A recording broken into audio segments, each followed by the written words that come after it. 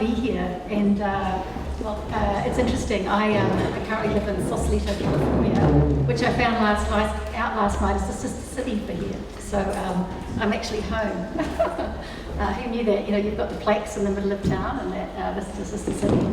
So you've probably noticed I've got an accent. I come from a farm in the Manawatu in New Zealand, the end of the world, and I'm a farm girl. And I come from a place called Palmerston North, which has anyone ever heard of Palmerston North? No, no one ever has, but I'm an American audience. John Cleese, you know Monty Python, he came to New Zealand and he visited Palmerston North, and his verdict on Palmerston North is if you wanted to commit suicide, you could move to Palmerston North. The mayor and the city were furious, and so New Zealand's dump, rubbish, trashy, whatever you want to call it, is called Mount Cleese. So that's where I come from. It's the windiest place in the southern hemisphere, so one of the things I say is the reason why I'm really stroppy is I grew up on a headwind. Anyway, so it's a pleasure to be here today.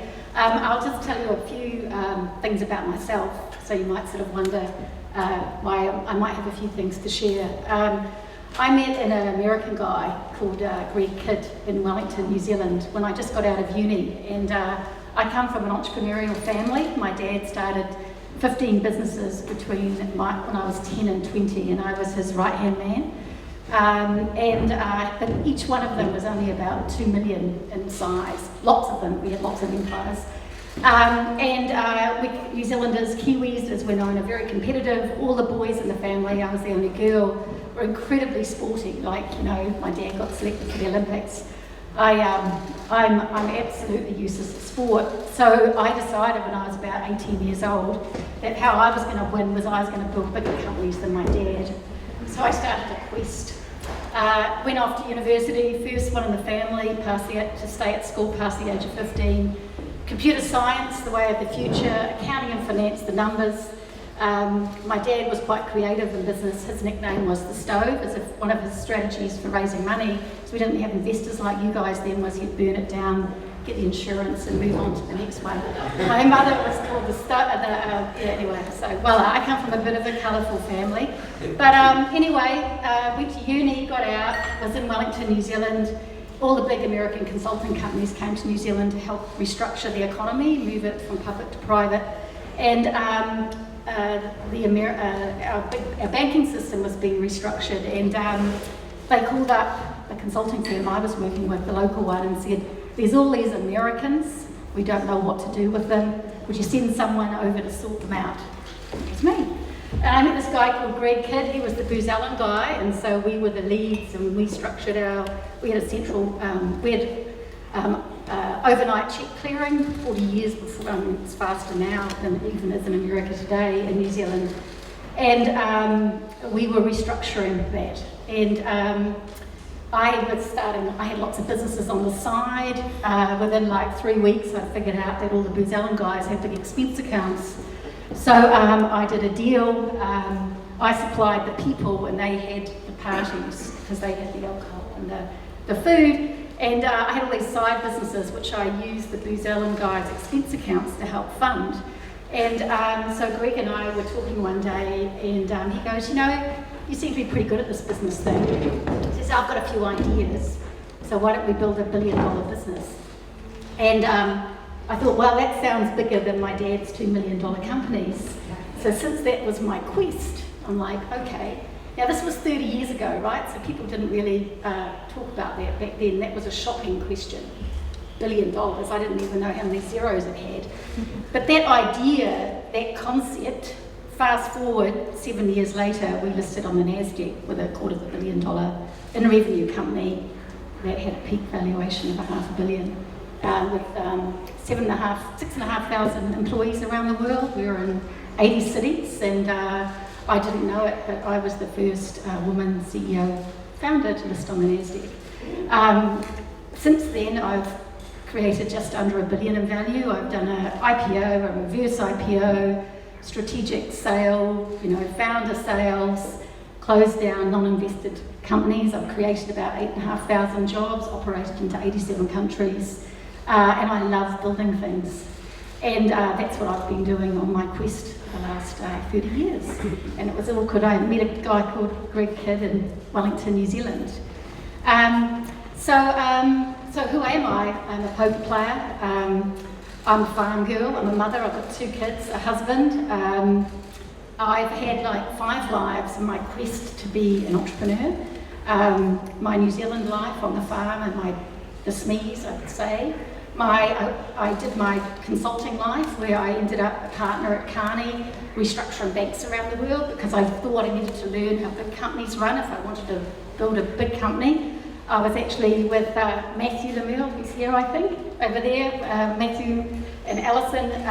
I worked with them, they hired me into Carney and I was quite famous. I made partner and quit the next day and listed on the NASDAQ 7 months later with my company. So, and then from there, went on to my next phase where I started 3 companies and I had 2 kids, so that was sort of my portfolio phase. And now I'm in my governance phase and mentoring. I've got a mentoring organisation for more than 50 CEOs who want to build billion-dollar companies. So that's me. So I've got a few thoughts about how to do it. It's all I've thought about since I was 18 years old was how to beat my dad. And I actually did achieve that, which was, and he knew that before he died, which was great. So, you know, this idea about building a billion-dollar company is the core of what I do. So I see building companies as a process. So I basically say, if you want to build it, I can build it, but the it evolves and changes to become that. So when you, I'll tell a story about how we figured out our first billion-dollar company. And so Greg and I had a whole discussion about what the possibilities were. And he'd been with booze and he'd worked in New York, Singapore, in all different industries. And he's like, well, why don't we look at New Zealand and look at something that New Zealand does really well and see if we can take that to the world. And we identified 4 different sectors, and one of them was on-demand delivery, because in New Zealand, in order to have overnight check processing, we had the most efficient same-day courier network in the world. In a very remote set of islands, we had to get all of the checks to a processing centre for the evening to process it, to send them back the next day.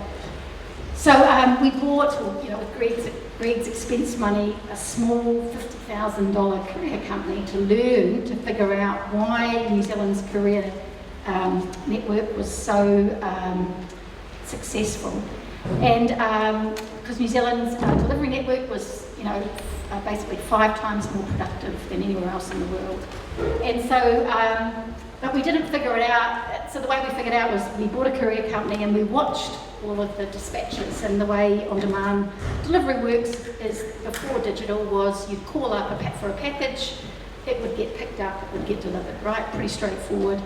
Typically the productivity of was like 200 packages a day for a dispatcher. We found a guy called Kiwi Pete, and he did 1,000 packages a day. And so we watched Kiwi Pete, and Kiwi Pete did it completely differently to everybody else. He was lazy and he couldn't be bothered telling couriers what to do. So normally what a courier did is he remembered in his head, or she, where everybody was, and he would call up and say, you go and pick this package up and deliver it here. What Kiwi Pete did was he basically just got on the radio and he called out all the packages. And then the couriers figured out themselves which ones to pick up and where to take it. But what basically happened was a courier would come in, and instead of just taking one package from a table and going and delivering that, he'd pick up all of them. He'd go downstairs and the couriers would come together and swap what went east, west, south, whatever. Basically what happened was that the dispatcher was 5 times more productive. The couriers started taking 10 times as many packages. So we were able to take couriers that earned 20,000 and enable them to make 100,000, which professionalised couriers. We're able to halve the number of people in our call centre because it turned out that the important statistic was not the drop, it was the pick.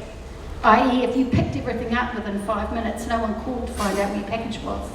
Anyway, we took that model and we built a whole financial clearing system underneath it, so you could get paid for pickups, hauls and drops, and we made it fair. And in doing that, we built this monopolistic business model in that As soon as we got to a certain size in a market, we suddenly became 70% because our service was so high. And then what we did was we did 1 hour deliveries, we doubled the price for half hour, we doubled the price for 15 minute. We then took that global and built the technology to do it. So the concept though of the $1 billion mindset was, first of all, we had to figure out, is this something that we could take global? Because the only way we could build something globally to get $1 billion was to go global. So it forced us, so from day one, being the good consultants that we knew every market in the world we analysed. We started travelling to each of those markets to talk about what we were doing. Most people thought we were absolutely crazy. In all the years that we worked, nobody copied us because the complexity of what we did underneath, you had to have the technology to build it. Interestingly enough, we didn't come up with the core difference. It was Kiwi Pete and observing what was happening in the environment to figure out what was going to be the winning strategy. We always, we were big into Star Trek, so the concept of the Borg, global domination, it was very much a mindset. It was inevitable. We dedicated ourselves. We worked around the clock for 7 years, and all we did was think about how we were going to win globally. We figured out it was a city strategy. So one of the things I talk about a lot with my entrepreneurs is the concept of, if you're starting a $1 billion business, and I come from a farm, right? So you have to be building the egg the same time as you're building the chicken, the same time as you're building the farm to the station. So i.e., the egg was the Kiwi Pete, the differential. The chicken was then, how do I make that work from a business perspective at a city level? The farm was multiple cities, and then the station was doing it globally. And so we worked on all 4 planes from day one. We didn't do it sequentially. So, because it didn't make sense if we had that differentiation or that egg, if we didn't have a chicken that could reproduce it, and if we couldn't take that to multiple places and have a system that worked, it couldn't work. So we had what we called city in a box. So we figured out, when we went from New Zealand, we basically dominated New Zealand first, and then we went to the US, and we started in San Francisco, and the only company that we could get to take us seriously was, they had one courier, because they just thought we were so crazy, it would never work in America. And back then there was no such thing as SaaS, but we basically said, okay, we'll put our technology, and operating principles in, we'll take 1% of revenue. Within 18 months in San Francisco, we owned the market. So the next market we went into, Seattle, we got the biggest company, and then we rolled through 35 cities with a SaaS-based model in our technology. And then we made the decision to IPO, so we bought all the SaaS companies we bought 39 companies on one day and went public. And then we went on to acquire another 50 around the world. We established our presence in the market with an existing company, and then we put our model in, and then we built the market share.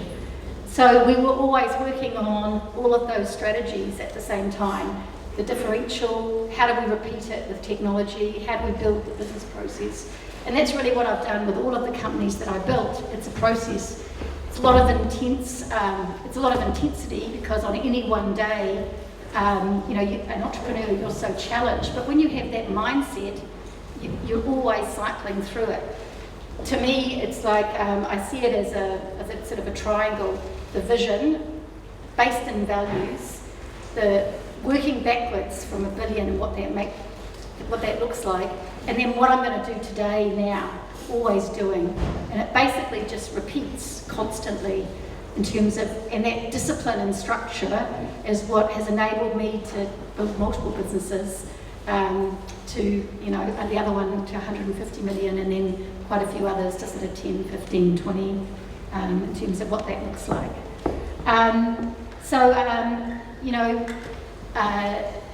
It's a discipline. 95% of entrepreneurs don't make it.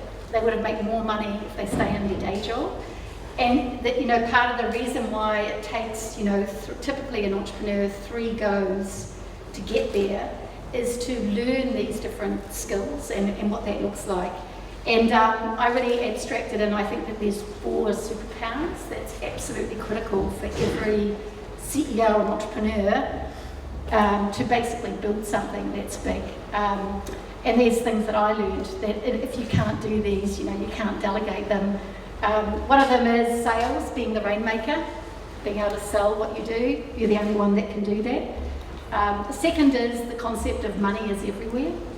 So I've raised, and this is sort of pre the last few years where everything's sort of changed, but up until when I was doing my entrepreneurial gig, I'd raised more than $320 million.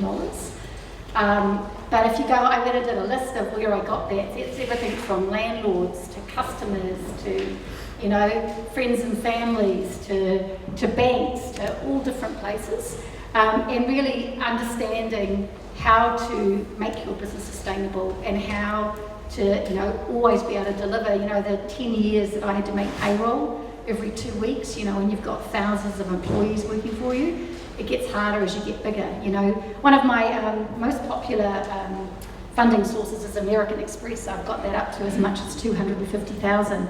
90 days before we listed, they cut it off. So, you know, I had a good incentive to get there anyway.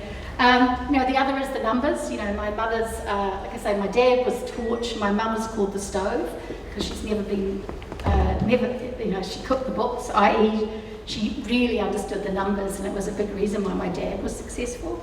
And so really deeply understanding the numbers, the economics, as part of the process of building something to $1 billion. A lot of entrepreneurs are like, well, that's somebody else's job, and I see that as really critical. And then the last thing is, you know, getting people smarter around you, boards, advisors, how you leverage that.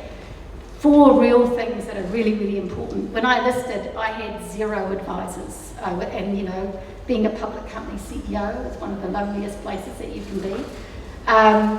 So really figuring that out. So as I work with my entrepreneurs to teach them what it takes, it sort of sounds simple when you list it out like that, but you know, the number of entrepreneurs that you meet say, well, I don't sell, you know, that's not what I do, or you know, I don't feel very comfortable around money, or I've got an accountant who does the numbers, or only has, you know, similar people than them in terms of their board of advisors. You know, I remember when I finished, I went to Wharton and met a Texan guy, and we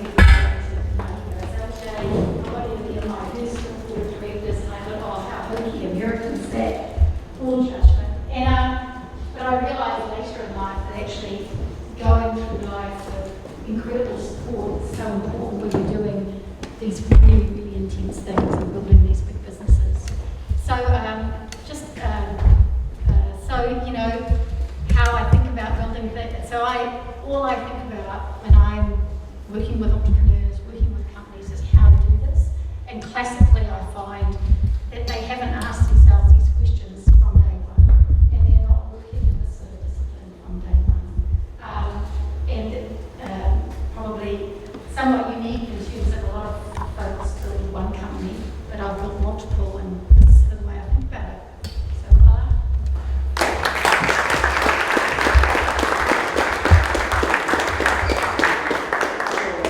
Did you hear me? Perfect. I know there are a million questions out there, but you are with us for the next couple of days. yes. So what I'd like to do is, with your permission, leave the questions until you meet her during lunch or cocktail or dinners, so that you can probe her mind a little bit more, and then we can just continue this and give you some time back. Is that okay, Linda? Absolutely. She talked to Linda. She's doing some work with UNICEF. I believe you have a board meeting in a couple of days. Yeah, Wednesday, Thursday, Friday. Wednesday, Thursday. So if you're interested in philanthropy and giving back, you know, speak to Linda about this as well. I think the real great takeaway from what this conversation happened was I listened to everything, but what encapsulated me today was the business you started was big and drop, big and drop, big ship and drop. And as simple as it sounds, it's asking the right question of what to pay attention to. Yes, all of it. What's most important? We found out. It was the drop part, right? And so as we build our companies, sometimes I think we're so encapsulated with our own sentences that we actually don't pay attention to the details. So let's just pay attention to that. Linda,